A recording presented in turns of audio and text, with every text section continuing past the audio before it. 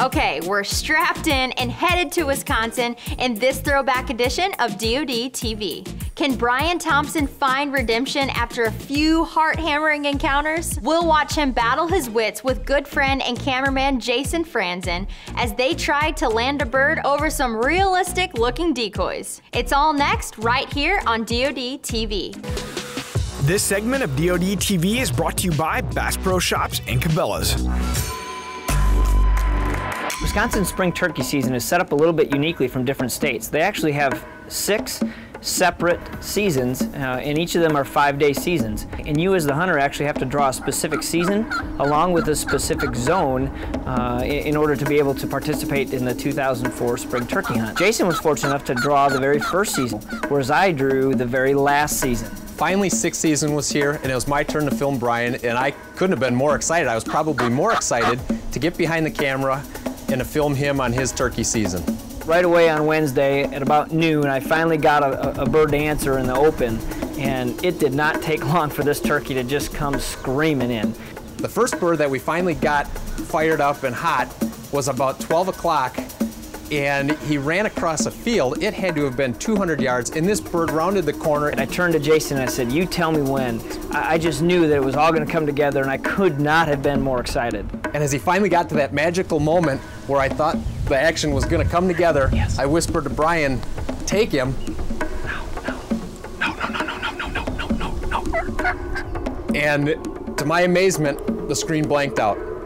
My elbow went right in front of that screen. Jason starts yelling, "No, no, no, no, no." And as a cameraman, my heart just sank. Well, having a positive attitude in a lot of other places to hunt, Jason and I, went to another spot, and within the next hour, we struck another bird. Well, as a cameraman, it was difficult because typically we set up on a tripod. In this scenario, we got the bird fired up, and it was an unbelievable grade. It was, I'm guessing, 45 degrees. Bird steps out, full strut, 4 steps away, not further than 4 steps. And I said to Jason, "Are you on him?" And I couldn't find him in the viewfinder, and I'm scanning around, and Bryon's like, "Right there off my gun barrel."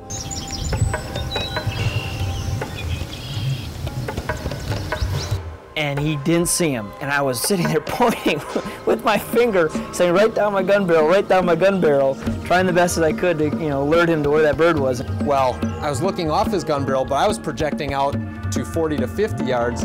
What I needed to be doing is projecting out to about 4 or 5 yards because the bird was actually within feet of us. And unfortunately, I never saw it. And again, it cost us a bird. The 2 encounters that we had really aided in helping us in direction where we were headed the next morning. So the very next morning, we had made a plan that we were going to hunt this chisel field that Bryon had actually scouted and glassed a really nice flock of birds there. Well, that next morning found us right in the corner of a chisel-plowed old cornfield.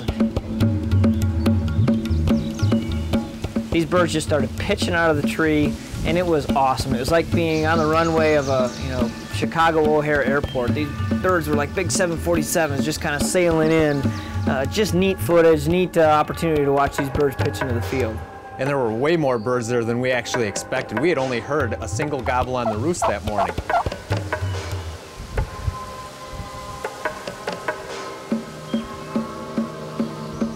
Well, the 3 gobblers came out of the tree first, and I thought, I had finally convinced them, and they started marching right towards the decoys. The first 3 birds out of the tree were 3 toms, and I thought we had it made. We were sitting there with feather flex decoys out and no other live birds to interject, but 3 toms and a dirt field between us.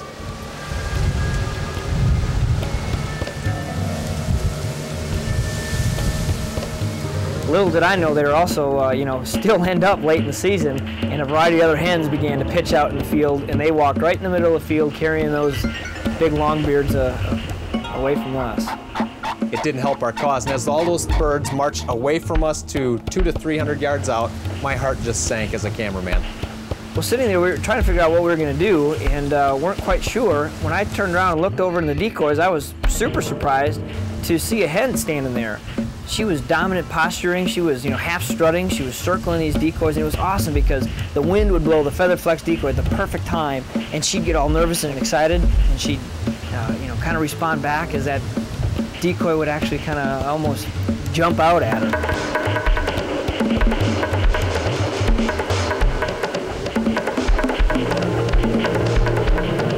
As this was all occurring, I didn't realize. I kind of looked back to my right, and here came two jakes. They were kind of intrigued at what the hen was doing and saw our decoys, and they began marching right in.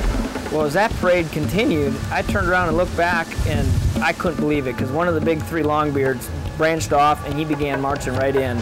But he stopped, and he stood in one position and stared and stared and stared.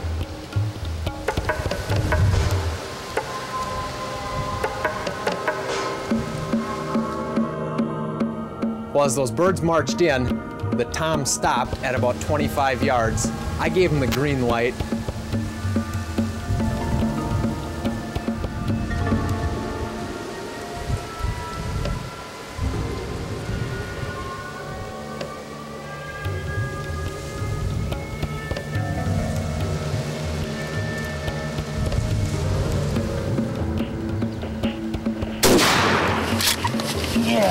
And I let him have it. Yeah!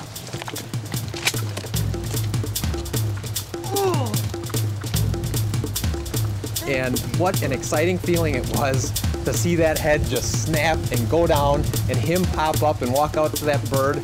It was just the ultimate peak of our turkey season, and we'd achieved our goals of the season.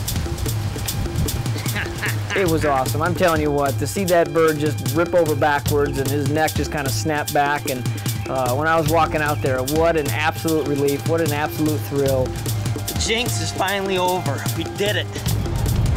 Well, the jinx is off. Jason and I spent the last day and a half. We had 3 different birds right in within 10 yards of us and didn't get it shot. And finally this morning it broke. The jinx is off. Jason and I connected on a beautiful tom this morning, and as you can see, it's nasty weather. We chose to set up in this open cut cornfield. Turkeys like to spend time on nasty weather like this when it's rainy and windy out in the middle of the fields, and we kind of had that hunch it was going to be nasty this morning watching the Weather Channel, and it worked perfectly. Finally, he followed 2 jakes and a hen right into us and right in our lap, and I am a fired up hunter right now, I tell you. What a gorgeous day. Even though the weather sucks, it is a gorgeous, gorgeous day.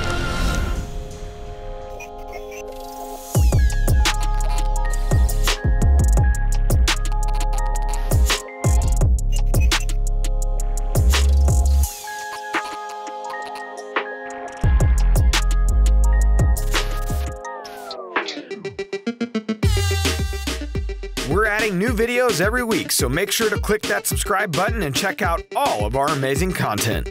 This episode of DODTV was brought to you by Mossy Oak.